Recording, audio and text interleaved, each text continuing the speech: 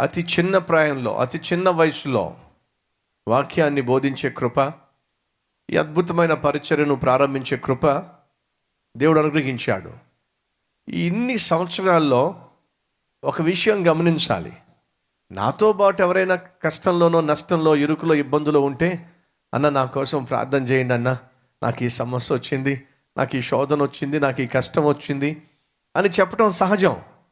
మరి నాకేదైనా కష్టం వస్తే, నాకేదైనా సమస్య వస్తే, నాకేదైనా ఇబ్బంది వచ్చి పడితే, ఇతరులకు వారికి కావలసిన ఆదరణ ఇవ్వగలుగుతున్నాను, వారిని బలపరచగలుగుతున్నాను, వారి కోసం ప్రార్థన చేయగలుగుతున్నాను.